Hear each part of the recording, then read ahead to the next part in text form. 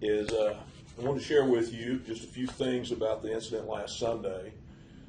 Had the opportunity today to meet with the family of Anthony Johnson and had a chance to gather information from them, and they gather information from me. Very understandably, they're very distraught, grieving, and they had lots of questions, and a lot of them we can't answer yet, but we're trying. Is that we also know now that as some of the things have unfolded is that Mr. Johnson did have a long history of mental health, and he was diagnosed with schizophrenia.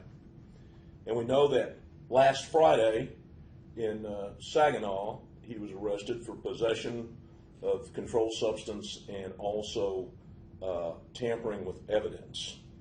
He was in their jail on Friday night, and less than 24 hours later, he was booked into the Tarrant County Jail. And less than 20 hours from that is when the incident occurred, and that struggle that we had spoke of ensued, and he ended up passing at John Peter Smith. Is that also dealing with learning more information about it. This set up really a perfect storm where, once again, that mental health has a significant role, and you're looking across the street at the largest psychiatric hospital in Tarrant County.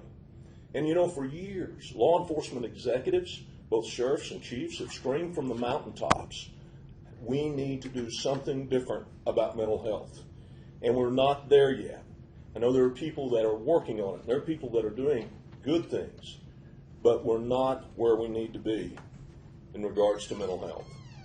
And on Friday afternoon, the family, prior to the Saginaw incident, had taken Anthony to a private institution who refused to take him because he wasn't a danger to himself and others. We have got to change some of this. We have got to go a different direction, because you never know what would have changed had that had happened. We also talked about some other things in regards to just what is going on with these investigations. Well, when a death in custody occurs, especially ones that have use of force involved and there's a serious bodily injury or death, many investigations are going on simultaneously. The Texas Rangers are conducting a criminal investigation, and they are lead on that, and we're not interfering with that, and that's outside of our organization. Also, the jail standards will at one time review this along with the Attorney General.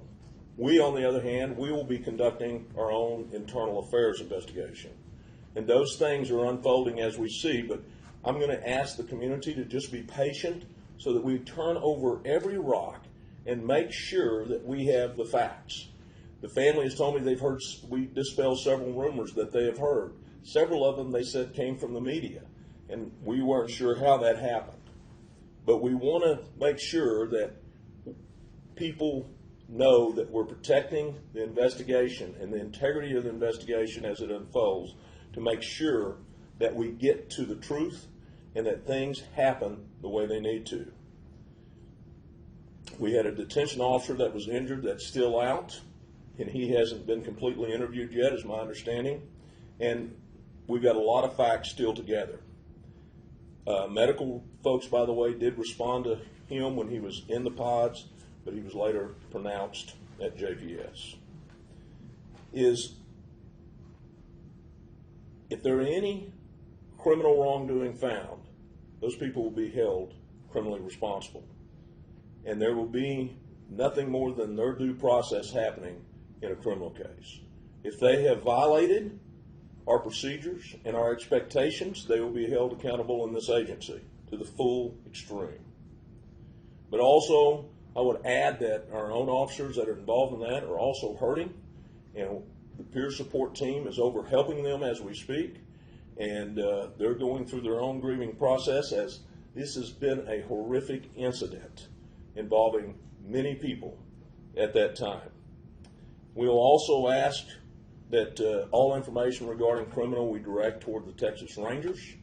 And finally, I would just like to reiterate to the community, while we don't know everything right now, please be patient and allow the process to unfold and allow the truth to come out.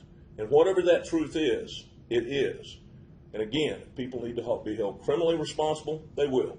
If they need to be held administratively responsible, they will. We will do whatever's the next right thing is. And also, on behalf of the family, I'd like to say that while they're grieving, they would like their privacy respected, and we would appreciate that also. But again, thank you for coming, and I am going to wrap up at that point. God bless you all. God bless Tarrant County. Thank you. Quickly, you said the numbers about the jail deaths in major counties in Texas. I mean, people have called for a DOJ investigation into the jail. Can you respond to those calls? Sheriff, we had 3 dehydration deaths in your facility.